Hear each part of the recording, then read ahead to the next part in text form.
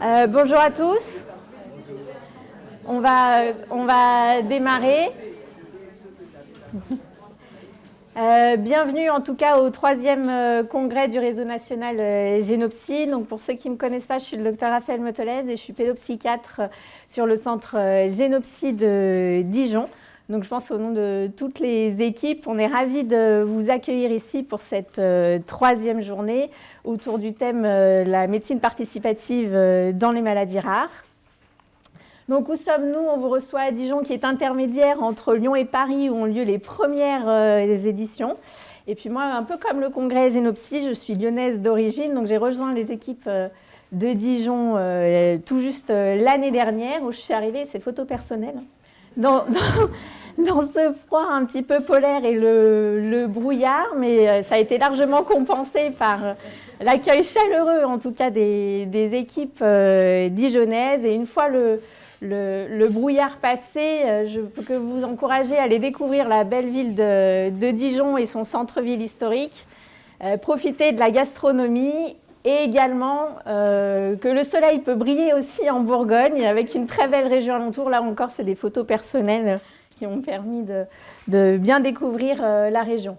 La particularité de Dijon, c'est aussi que les thématiques des maladies rares et le travail autour de ce thème fait pratiquement partie de l'ADN de la ville maintenant, ce qui a conduit à la création du centre Génopsy du CRMR en janvier 2024, qui est coordonné par Laurence Fèvre et Jenny Cornaton, et qui s'inscrit véritablement maintenant dans la dynamique du réseau national avec une volonté, je pense, d'échange, de partage, dont représente bien maintenant la tenue de ces journées nationales qui sont bien identifiées et je pense attendues tous.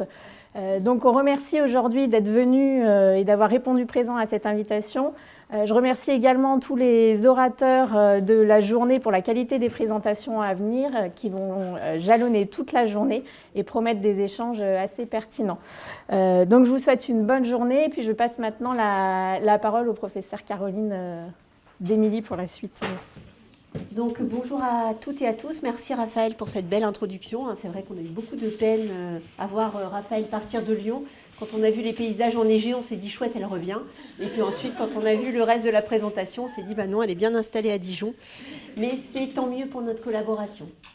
Alors quelques petits mots, je serai assez rapide et succincte sur le réseau Génopsy qui commence à bien se développer et bien s'implanter en France, grâce au dynamisme des différents centres de référence que Raphaël vous a montré et des centres de compétences, avec donc la poursuite de nos projets dans les 3 axes, qui sont les axes dévolus au centre au CRMR, donc un axe recherche, un axe formation et le développement d'un réseau de cliniciens. Alors concernant la recherche, on a cette année eu 2 très bonnes nouvelles. Tout d'abord, le CRMR Génopsy, avec une collaboration avec les différents centres, a obtenu un programme hospitalier de recherche clinique national, un PHRC, donc dédié à la trisomie 21 et à l'efficacité de la stimulation électrique transcrânienne, la TDCS, dans la dépression résistante de la trisomie 21. Il s'agit d'un essai contrôlé randomisé où on va donc étudier l'efficacité de cette nouvelle technique de soins qui a l'avantage d'être non invasive et sans effet secondaire versus placebo.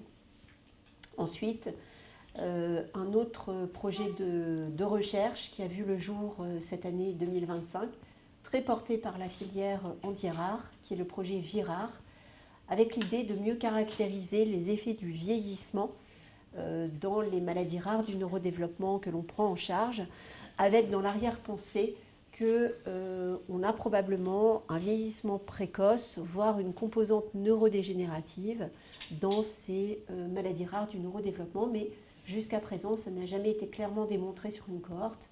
Et donc, on s'attelle, grâce au dynamisme des neuropsychologues du réseau, avec notamment Marie-Noëlle Babinet et Jenny Cornaton, à pouvoir développer ce projet qui, on l'espère, va emmener aussi les CLAD, les centres labellisés anomalies du développement. Ensuite, on a un axe formation.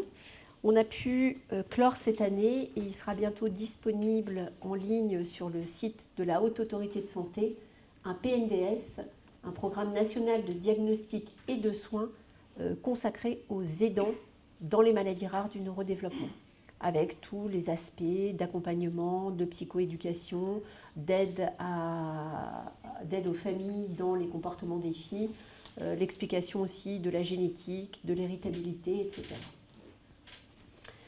Ensuite, on a des formations qui se déclinent sur tout le territoire français avec l'idée d'aider à prévenir, évaluer et accompagner ce qu'on appelle les comportements défis dans les maladies rares du neurodéveloppement, qui sont des troubles du comportement sévères qui menacent l'intégrité de la personne et de son environnement et qui posent vraiment problème au quotidien aux familles et aux aidants professionnels. Ensuite, actuellement, le réseau est en cours de création d'un DIU, donc d'un diplôme interuniversité, qui serait porté par l'Université de Bourgogne et l'Université Lyon 1, et qui serait dédié au lien entre génétique et psychiatrie vers une pratique intégrée pour vraiment former les équipes de génétique et de psychiatrie à pouvoir travailler ensemble et que cette co-construction des savoirs, des pratiques et des accompagnements puisse recevoir un aval universitaire.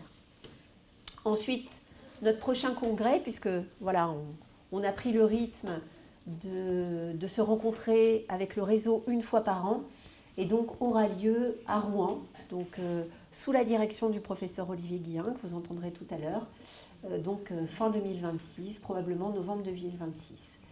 Et puis on propose aussi une nouvelle organisation d'animation du réseau en essayant de fédérer les jeunes médecins et de fédérer aussi les neuropsychologues autour des maladies rares et en essayant d'être attractifs au-delà du réseau Génopsy. Et notamment, on essaie de dynamiser en direction du secteur médico-social pour que les personnes dont on a la charge soient le mieux accompagnées possible. Alors, quelques mots de notre diplôme interuniversitaire. Donc, l'idée de ce DIU serait de véritablement apprendre à intégrer les pratiques, parce que vous n'êtes pas sans savoir que la psychiatrie et la génétique sont des spécialités qui se sont longtemps tournées le dos.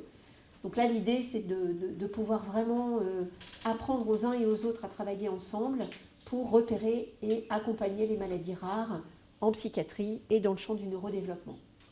Donc là, le programme est quand même bien avancé. On va le déposer à l'Université de Lyon et à l'Université de Bourgogne en début d'année et on espère une ouverture des inscriptions dès le printemps 2026 et donc le DIU devrait commencer à la rentrée prochaine. Si vous voulez plus d'informations, vous pourrez contacter notre secrétariat, Yamina Laga, qui pourra vous indiquer à partir de quel moment vous souhaitez être inscrit. Ce DIU, il se veut assez inclusif, on va dire. Donc les professionnels, les aidants familiaux aussi seront les bienvenus pour pouvoir bénéficier de cet enseignement. Voilà, je ne vous retiens pas plus parce que la journée est relativement chargée et je passe la parole à Laurence Fèvre. Merci beaucoup. Eh bien, bonjour à tous à mon tour. Alors moi, je vous fais un bonjour au titre de la filière Handy-Rare. Donc la filière Handy-Rare, depuis le début de l'accueil du réseau Génopsy, est ravie d'avoir accueilli ce nouveau réseau qui est très dynamique, porté par Caroline, qui a, comme on le sait tous, des super chouettes idées. Donc je vais juste profiter de l'occasion pour vous faire un petit flash très court sur quelques points au niveau de la filière Handy-Rare qui sont importantes pour le réseau Génopsy. Donc on a l'information déjà d'un futur appel à projet PNDS et ETP en 2026. Comme vous êtes nouveau dans le réseau, vous pouvez ne pas forcément connaître bien le système. En fait, avant, c'était la DGOS qui portait ces appels à projets. Et puis là, comme on a été dans une phase d'entre-deux, ils ont délégué des financements aux filières pour organiser les appels à projets PNDS et ETP. Donc certains d'entre vous ont déjà bénéficié de ces financements. Un point quand même à avoir en tête, c'est que quand c'est un appel à projet géré par par la DGOS. Habituellement, on a un financement qui est aux alentours qui était avant de 30 000 €. Je ne sais pas si ce sera renouvelé comme tel, alors que quand c'est géré par des filières de surcroît des très grosses comme les nôtres, on ne peut donner que 15 000 €. Donc ça peut être une stratégie de savoir si jamais vous déposez au prochain appel à projet ou vous attendiez éventuellement l'année d'après.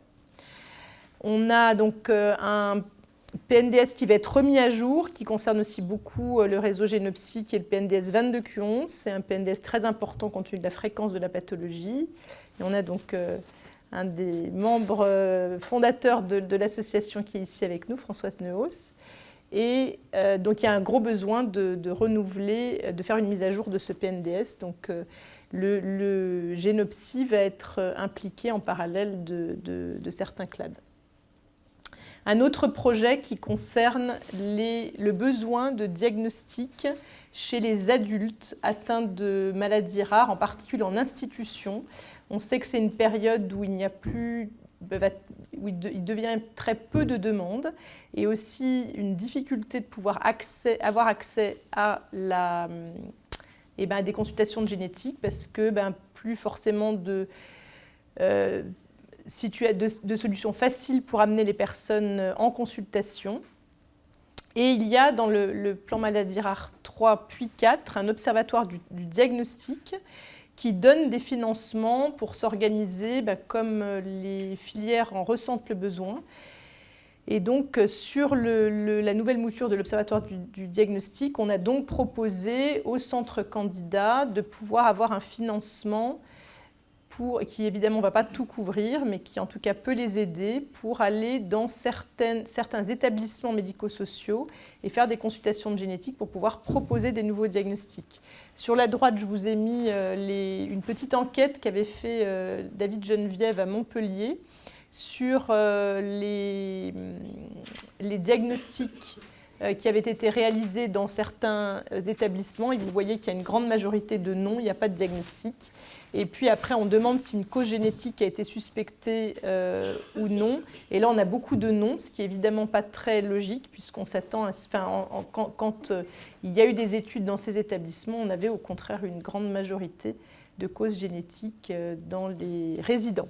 Donc, il y a eu je crois de tête 6 centres qui ont candidaté pour participer à cette aventure, donc, dont le centre Génopsy de Lyon. Qui pourra, certains centres qui sont, on va dire, à cheval, comme est le nôtre, ou d'autres qui sont centres de compétences aussi pour Génopsy, comme c'est le cas de Rennes, etc. Donc on pourra, dans les années à venir, vous faire un retour sur ce sujet qui semble vraiment important. Et puis maintenant, je vais passer la parole à Julia Berthaud. Ça va être l'occasion de vous la présenter. Julia est pharmacienne qui a été recrutée depuis quelques mois sur la filière handirare, sur le côté traitement en général. Donc il y a l'observatoire du traitement d'une part, mais aussi tous les aspects traitement qui sont très importants, d'autant plus maintenant avec une évolution vraiment des prises en charge thérapeutiques possibles dans les maladies rares. Et donc elle va en quelques mots dire un petit peu le rôle qu'elle peut avoir, comment vous pouvez la solliciter, et puis dans tous ces aspects. Donc je pense que la RCP, pareil, tu peux peut-être en dire un mot si tu es impliqué dedans. Alors, en conclusion, avant de donner la parole à Julia, n'hésitez pas au niveau de la filière, si jamais vous avez des idées, des choses que vous voulez développer. On a vraiment une équipe super sur qui sont chacun en charge de certains éléments, qui travaillent très bien avec les chefs de projet des réseaux spécifiques. Donc si jamais il y a quelque chose où vous vous dites ça serait super important pour les familles, ou si vous êtes des familles, parce que je sais qu'il y en a ici, et vous dites ça on a besoin, n'hésitez pas à venir à nous pour qu'on explore la façon dont on peut mettre tout ça en marche. Donc, merci Laurence. Moi, je suis Julia Berthaud, comme l'a dit Laurence, pharmacienne. J'ai rejoint la filière handirare en mars et je suis basée au CHU de Dijon. Donc là, on va parler de l'observatoire du traitement. Donc, à quoi sert l'observatoire du traitement ? Donc en majorité à recenser tout ce qui est traitement dans les maladies rares. Donc quand on parle de traitement, ça peut être, on parle bien sûr des médicaments, mais on peut aussi parler des dispositifs médicaux et des pratiques non médicamenteuses. Donc ça peut être de la diététique ou d'autres choses. Donc notre premier travail, c'est d'essayer de le recenser et du coup de bien connaître vos pratiques. Pour anticiper tout ce qui est remontée des ruptures, par exemple, essayer de prendre au mieux possible en charge des ruptures, de regarder le développement des nouveaux médicaments auprès des industriels, connaître les essais thérapeutiques dans lesquels on pourrait aussi inclure vos patients, les médicaments candidats pour les accès dérogatoires. Donc voilà, là-dessus, j'essaye d'effectuer une veille réglementaire. Et la grosse partie du travail aussi sur l'Observatoire du traitement, c'est de recenser les pratiques hors AMM, les prescriptions hors AMM qui sont faites hors cadre de prescription parce que d'un côté, les médecins prescrivent hors cadre et puis derrière, ça pose aussi des problèmes de remboursement pour les familles et pour les patients. Donc vraiment, ça c'est l'objectif, on va dire presque essentiel de l'Observatoire pour l'instant, c'est de recenser ces pratiques. Donc on a fait parvenir un questionnaire, mais après, voilà, moi je suis toujours à votre disposition pour faire remonter ces choses-là. Soit on travaille avec les industriels pour leur demander si ça les intéresse de déployer cette indication dans les maladies rares, ou alors si ça ne les intéresse pas, on peut faire remonter aux instances, dont la NSM, pour créer des cadres de prescription pour que les médecins aient des vrais cadres de prescription et que les patients soient remboursés. Donc notamment, on a répondu à un appel à projet de la BNDMR, donc avec des gens que je vois dans la salle, que j'avais vu qu'à distance pour l'instant, donc notamment pour la clozapine dans le Smith Magenis. On essaye de créer des cadres de prescription pour remplir des données, faire des données en vie réelle et que tout ça termine éventuellement par une AMM. Donc voilà, et puis donc, Laurence, tu m'as demandé de dire un petit mot pour la RCP thérapeutique avec les discussions pharmacogénétiques. Donc c'est quelque chose qu'on a mis en place, donc du coup, moi j'ai juste aidé Raphaël Motolese, Alban Peluet et puis Pauline Boireau aussi.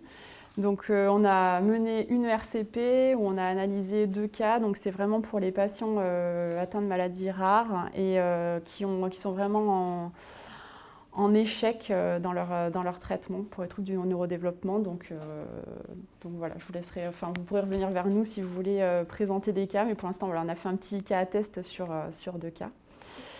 Et donc, je suis joignable via la filière Handy Rare, et sinon, voilà, je m'appelle Julia Berthaud, donc si vraiment vous avez besoin de faire remonter des traitements non remboursés, des pratiques que vous souhaiteriez voir plus légitimes, n'hésitez pas à me contacter ou à me parler au cours de la journée. Voilà, je vous remercie.